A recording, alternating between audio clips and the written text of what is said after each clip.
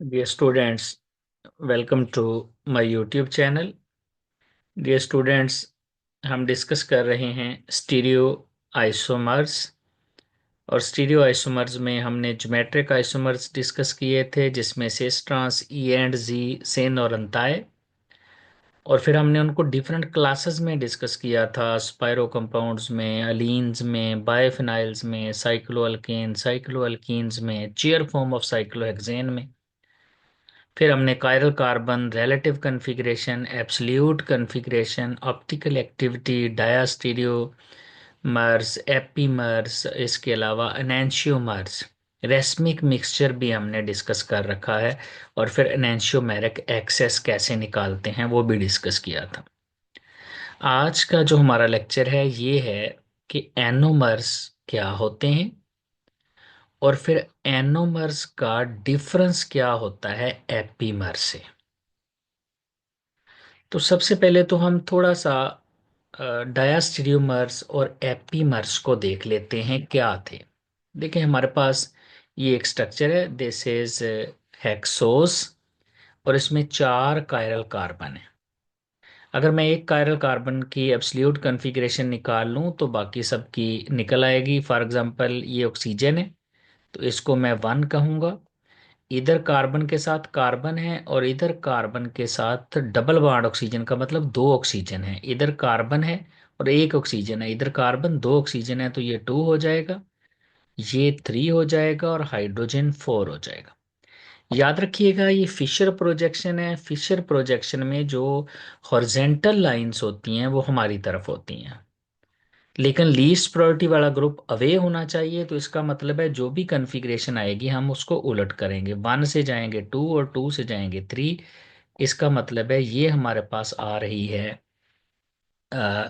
Anti clockwise. Anti clockwise का मतलब S, लेकिन चूंकि लीस्ट प्रायोरिटी वाला ग्रुप हमारी तरफ है तो इसका मतलब ये आर होगी। अगर ये आर है तो बाकी सब में भी ओ एच राइट साइड पे है तो इसका मतलब है इन सब की एब्सोल्यूट कन्फिग्रेशन आर है। अगर आप यहां से कार्बन गिन लें ये 1 बनेगा, फिर 2 3 4 5 और ये 6 बनेगा। तो इसका मतलब है इसमें 2 भी आर है, 3 भी आर है, 4 भी आर है और 5 भी आर है। ये हमारे पास स्ट्रक्चर 1 बनती है। 4 कायरल कार्बन है और चारों ही यहां पर आर है। अब हम दूसरी स्ट्रक्चर देखते हैं। इस स्ट्रक्चर में हमारे पास पहले कायरल कार्बन पे यानी कार्बन नंबर जो 2 है, इस कार्बन पर कन्फिग्रेशन चेंज होगी। ऑक्सीजन राइट साइड पे चले गया, ऑक्सीजन को नंबर 1 देंगे, इसको 2 देंगे क्योंकि कार्बन ऑक्सीजन के साथ डबल बॉन्ड बना रहा है, और इधर 3 होगा क्योंकि कार्बन ऑक्सीजन के साथ सिंगल बॉन्ड बना रहा है। तो ये 1 से 2, 2 से 3, ये क्लॉकवाइज है। क्लॉकवाइज का मतलब है इसको आर होना चाहिए, लेकिन एच चूंकि हॉरिजेंटल लाइन पे है लीस्ट प्रायोरिटी वाला ग्रुप, तो हॉरिजेंटल लाइन का मतलब हमारी तरफ का मतलब है जो कॉन्फ़िगरेशन आएगी उसका उलट करेंगे। मतलब ये क्लॉकवाइज आर लग रही है तो एक्चुअली ये एस होगी, लेकिन बाकी सारे जो कायरल कार्बन हैं वो यहाँ पर आर रहेंगे क्योंकि सारे राइट साइड पे हैं। तो इसका मतलब है हमारे पास जो कॉन्फ़िगरेशन बन रही है वो बन रही है 2s है, बाकी यहाँ पर 3r है, 4br है और 5br है। सिर्फ एक कायरल कार्बन पर फर्क है 1 और 2 में। तो इसका मतलब है 1 और 2 एक दूसरे के एपीमर्स हैं। अब एपीमर्स में भी किस कार्बन पे फर्क आ रहा है, कार्बन नंबर 2 पे फर्क आ रहा है। तो इसका मतलब है ये C2 एपीमर्स हैं, 1 और 2 C2 एपीमर्स हैं। अब हम एक और स्ट्रक्चर ड्रा कर लेते हैं 3 वाली। अब जो 3 वाली स्ट्रक्चर है, अगर आप इसमें देखें तो इसमें ये वापस राइट साइड पे आ गया। देखिए फर्स्ट वाले में ये राइट साइड पे था तो इसमें भी ये राइट पे है, इसका मतलब ये दोबारा आर हो गया है। अब ये राइट साइड पे है, दोनों में आर है, लेकिन यहाँ लेफ्ट पे है तो इसका मतलब है ये एस हो गया है। ये राइट पे हैं तो अभी तक भी ये सेम है जैसे इन दोनों में थे, आर आर क्योंकि राइट पे हैं, यहाँ भी आर है। तो इसका मतलब है यहां पर आ रहा है 2R सब, और इसके बाद 3S है, फिर 4R और 5R। इसको हम कह लेते हैं ये हमारी स्ट्रक्चर नंबर 3 है।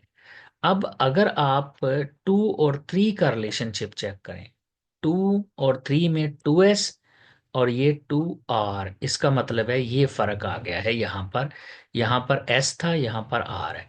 फिर 3 पे भी फर्क आ गया, ये 3R और ये 3S, बाकी दोनों सेम है RR। दो कायरल कार्बन पे फर्क हो, अगर एक से ज्यादा कायरल कार्बन पे फर्क आ जाए तो फिर हम कहते हैं ये डायास्टीरियोमर्स है।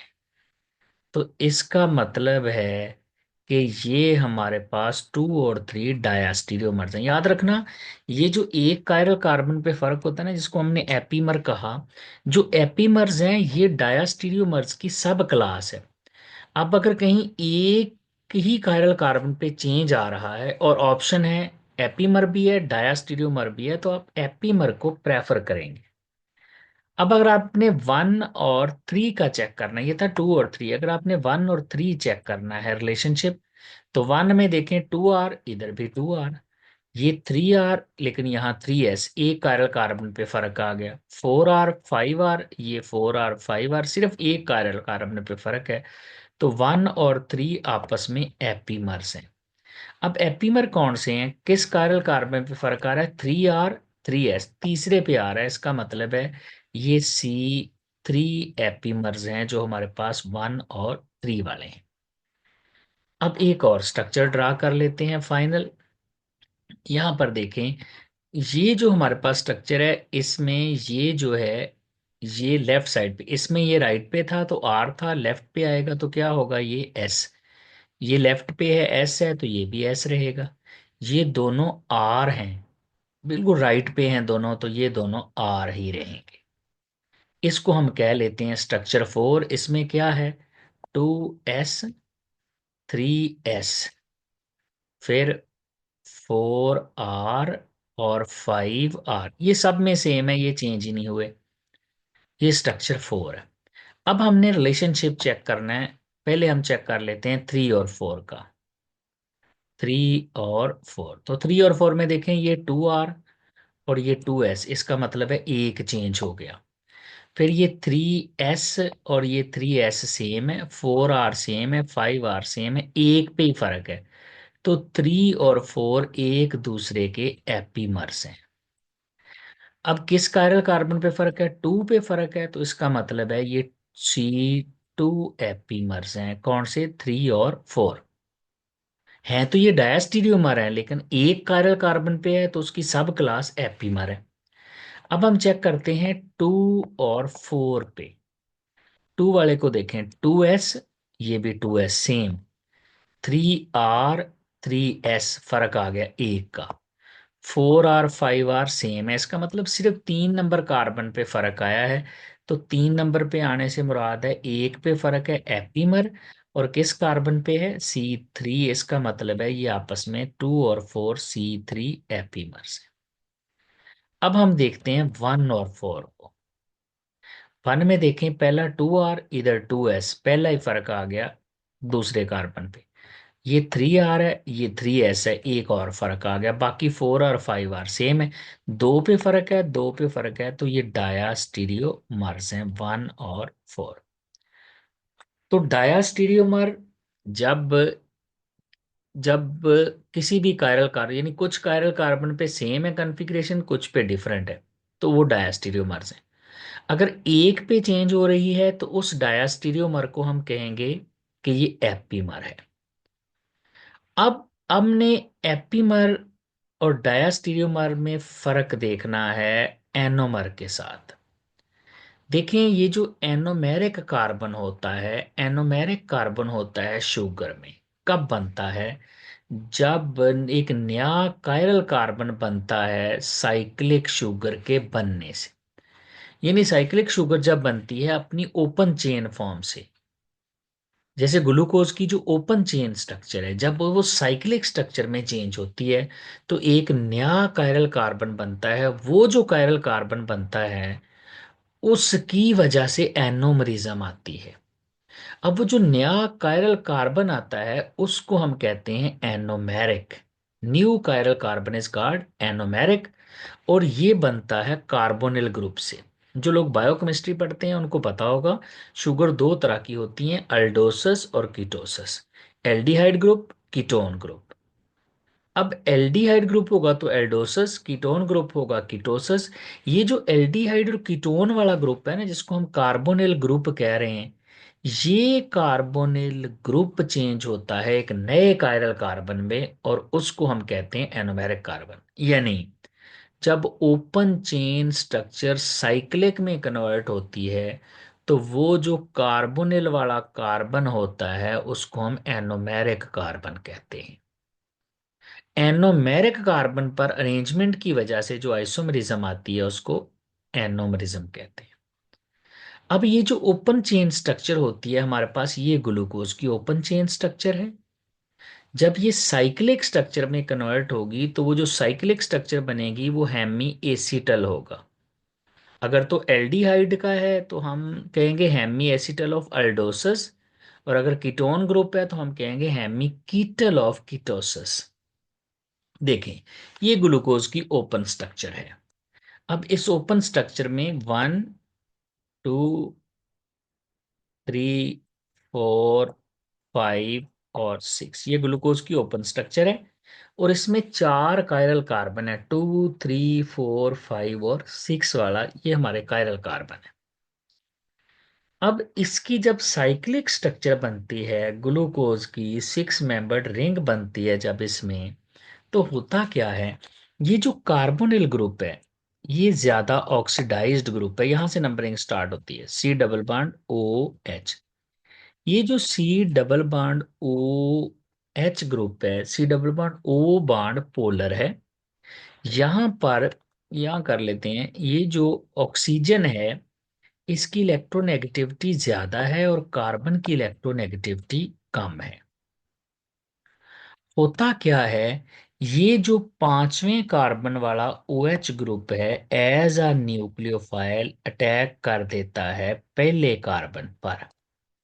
जब ये पहले कार्बन पे आके लगेगा तो ये बांड ब्रेक हो जाएगा, क्योंकि बांड तो चार ही रहने हैं। अगर एक नया बांड बन रहा है तो एक पुराने वाला टूट जाएगा।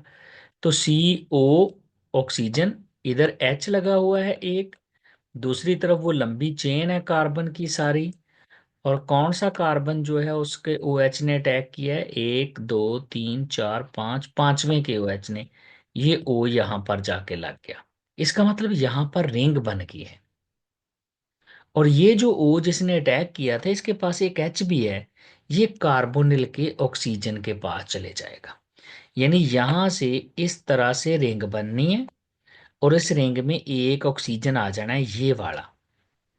और इस रिंग में 5 कार्बन आने हैं, पहले से पांचवें तक। छठा कार्बन रिंग से बाहर निकल गया। मतलब हमारे पास साइक्लिक स्ट्रक्चर बन जाएगी ग्लूकोज की। जैसे कि देखें, ये साइक्लिक स्ट्रक्चर है। अब यहां पर ये कार्बन नंबर 1 है। ये वो कार्बन है जिस पर ऑक्सीजन ने अटैक किया था, इस ऑक्सीजन ने अटैक किया था इसके ऊपर। ये जो अटैक वाला कार्बन है ये एक्चुअली कार्बोनिल वाला कार्बन है, ये वाला कार्बन। जो कार्बोनिल वाला कार्बन है, अब जो रिंग में आके कायरल कार्बन बन गया है, इसको कहते हैं ये एनोमेरिक है। यानी जब भी साइक्लिक स्ट्रक्चर बनती है शुगर्स की, तो जो एल्डिहाइड या कीटोन का कार्बोनिल ग्रुप है वो रिंग में चले जाता है, उस पर अटैक होता है, वो रिंग में जाता है तो वो भी एक कायरल कार्बन बन जाता है। वो जो कायरल कार्बन होता है उसको एनोमेरिक कार्बन कहते हैं। अब ये कार्बन 1 है, कार्बन 2 है, कार्बन 3 4 और ये 5। देखें, 5 कार्बन रिंग में, छठा ऑक्सीजन है, छठा कार्बन रिंग से बाहर निकल गया, CH2OH। अब आपने देखना है ये जो एनोमेरिक कार्बन है, ये जो नया कायरल कार्बन बना है जिसके साथ चार डिफरेंट ग्रुप में, देखें एक OH है, एक एच है, दूसरा ओ के साथ कार्बन है, ओ एच नहीं है, ओ के साथ कार्बन है, और इधर कार्बन के साथ ओ है। तो चार डिफरेंट ग्रुप है। ये जो एनोमेरिक कार्बन है, अगर इसका ओ एच ग्रुप और C H two O H group आपस में ट्रांस है, यानी ये नीचे को है, ये ऊपर को है, तो फिर हम इसको कहते हैं एल्फा, और ये बन जाएगा D glucose, alpha D glucose.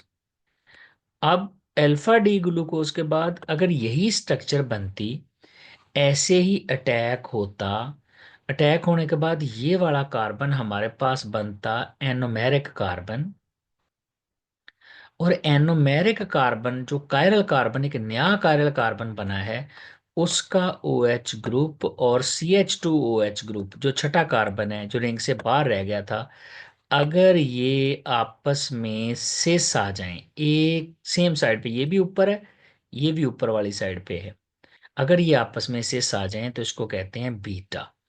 तो एक अल्फा है, एक बीटा है। ये जो अल्फा और बीटा है, ये हम कहते हैं एक दूसरे के एनोमर्स हैं।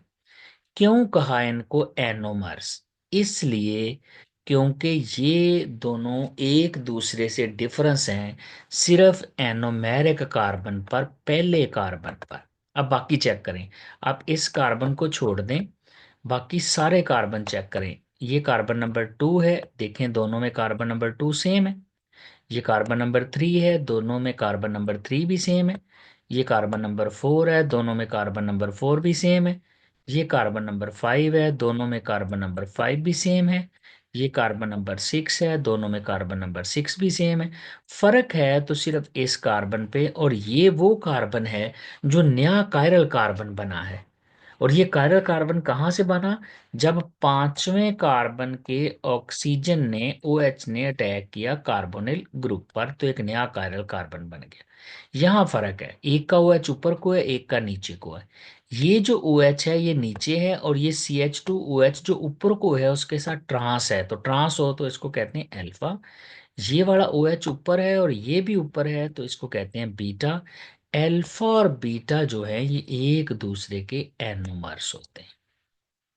अब देखें, आपके पास अल्फा है या बीटा है, अगर आप इसको सॉल्यूशन में डाल दें, अगर आप इसको वाटर में डालें, जब इसको वाटर में डालते हैं तो जो अल्फा होता है वो रिंग ओपन होना शुरू हो जाती है, और वो बीटा में कन्वर्ट होना शुरू हो जाता है, और एक इक्विलिब्रियम एस्टेब्लिश हो जाती है, बीटा वापस अल्फा में चेंज होना शुरू हो जाता है, यानी दोनों इक्विलिब्रियम में आ जाते हैं।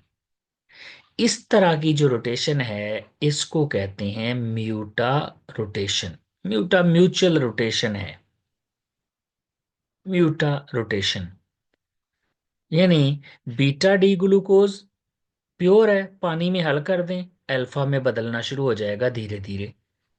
अल्फा डी ग्लूकोज को पानी में हल कर दें, आस्ता आस्ता बीटा में चेंज होना शुरू हो जाएगा, और अल्टीमेटली इक्विलिब्रियम स्टेब्लिश हो जाएगी। अब फर्ज करें, इसकी जो अल्फा डी ग्लूकोज है, इसकी ऑप्टिकल रोटेशन है, फर्ज करें +100 डिग्री प्योर की, और बीटा की है +50 डिग्री। दोनों डेक्स्ट्रो हैं, दोनों की पॉजिटिव में है, एक की +100 डिग्री, एक की 50 डिग्री। अब जब आप 100 वाले को वाटर में डिसॉल्व करेंगे तो ये आस्ता आस्ता बीटा में चेंज होना शुरू हो जाएगा, इसका मतलब है इसकी ऑप्टिकल रोटेशन थोड़ी होना शुरू हो जाएगी,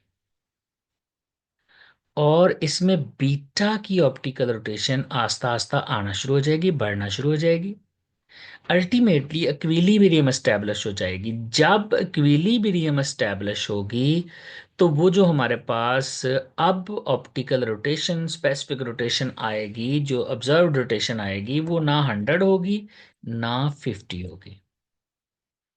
होगी क्या, बीटा वाले की थोड़ी ज्यादा और अल्फा वाले की थोड़ी कम हो जाएगी, यानी आप दोनों की एवरेज निकाल लें तो ऑलमोस्ट वो 75 डिग्री आ जाएगी।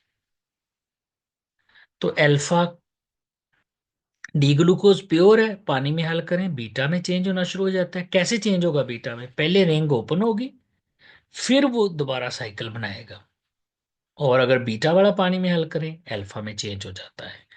तो इसको हम कहते हैं म्यूटा रोटेशन।